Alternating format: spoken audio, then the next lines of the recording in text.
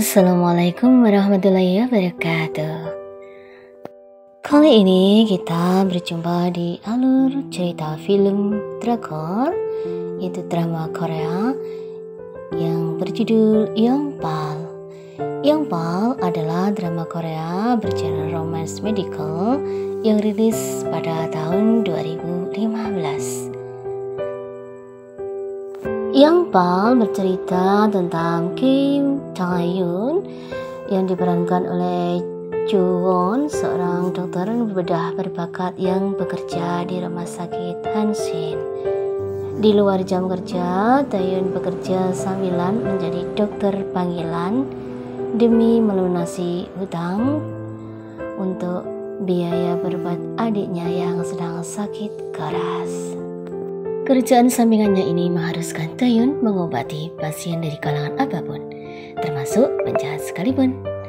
Tae-yoon sadar pekerjaannya ini berisiko, sehingga ia menggunakan nama samaran Yongpal agar tidak tercium pihak rumah sakit. Namun naas, atasan Tae-yoon mengetahui hal tersebut dan dia pun terancam kehilangan lisensi praktek dokternya. Sang atasan, Dr. Lee, bersedia membatalkan pencabutan lisensi asal Tae-yoon bersedia merawat pasien VVIP di lantai 12 rumah sakit.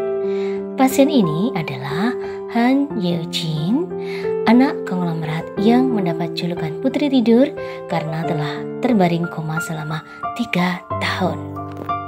Sebelum koma, Yeo-jin mengalami trauma karena kehilangan kekasih hingga berniat bunuh diri. Beruntung Yeo-jin berhasil diselamatkan, tapi ia selalu berusaha bunuh diri lagi setiap sadar dari koma. Bagaimana lanjutan ceritanya? Yuk kita simak alur cerita film drakor Yongpal. Diawali ada seorang wanita cantik yang sedang terbaring di ruang khusus istimewa tersebut sedang terbaring koma. Dan dari ruangan, alat serta fasilitas yang digunakan terlihat kalau dia adalah dari keluarga yang konglomerat dan dimanjakan. Entah apa yang terjadi hingga membuat wanita ini koma. Di lain tempat terlihat seorang detektif yang sedang berupaya untuk menangkap gangster yang sedang marah. Detektif kepolisian ini keheranan karena menurutnya ketika ada dua kelompok gangster yang berperang pasti ada korban yang jatuh banyak. Namun ketika para polisi dan detektif mengecek ke berbagai rumah sakit, mereka tidak menemukan para korban tersebut. Kemudian sang detektif ingat seorang dokter bernama Yongpal selalu mengobati para korban secara rahasia karena takut terkena rahasia polisi. Dan ternyata benar, secara sembunyi-sembunyi dokter yang dicurigai sang detektif tadi sedang mengobati pasien yang notabene kebanyakan adalah para gangster. Dia mengobati secara sembunyi-sembunyi. Dokter tersebut adalah Tae-yoon yang dijuluki dokter hantu atau Yongpal untuk menyamarkan namanya agar tidak dicurigai polisi dan juga pihak rumah sakit. Adalah seorang dokter bedah yang sangat ahli dan tidak pilih dalam memilih pasiennya. Kemampuan Tae-yoon memang luar biasa, bahkan diakui juga oleh para polisi dan detektif. Cekatan untuk merawat para kriminal yang terluka, sehingga yang seharusnya mereka dengan luka-lukanya yang sangat serius tertolong, tapi dengan Tae-yoon yang cekatan maka para gangster yang terluka tadi menjadi sehat kembali. Yang sering lembur dan terlihat kelelahan dicurigai oleh teman-temannya di rumah sakit. Itu tiba-tiba Tae-yoon mendapat panggilan dari atasannya, ada operasi darurat. Temannya bernama Dr. Lee sedang melakukan operasi dan dia terlihat kewalahan. Setelah Tahyun datang, Dr. Lee langsung pergi dan menyerahkan operasi tersebut kepada Tahyun. Ternyata Dr. Lee sudah melakukan kesalahan prosedur dalam operasi pasien tersebut, hingga kondisi pasien menjadi kritis. Akhirnya Tahyunlah yang menyelesaikan dan berhasil melakukannya dengan terampil juga sukses. Ya, Tahyun bisa menutupi kesalahan yang dilakukan oleh Dr. Lee.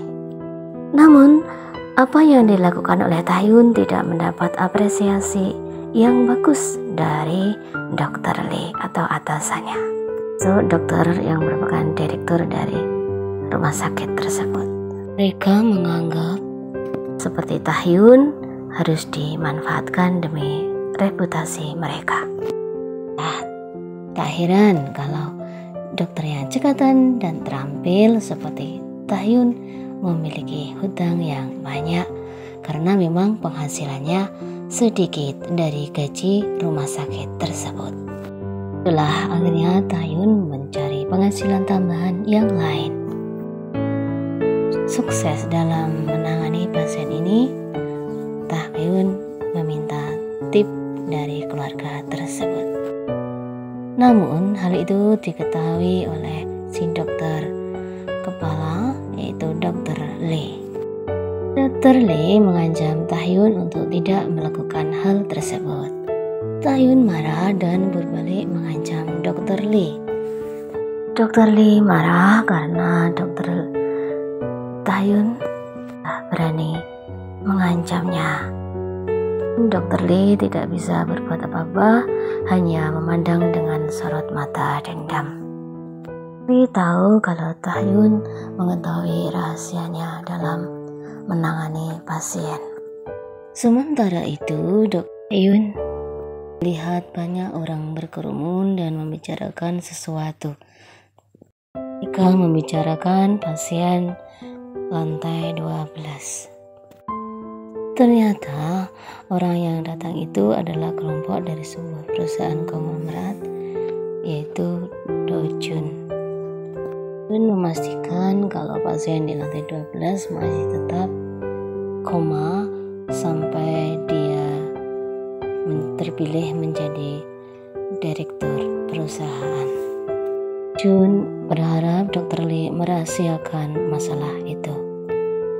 Dojun ingin pelantikan dirinya menjadi presidir mulus, karena satu-satunya penghalang adalah wanita yang ada di lantai 12 tersebut.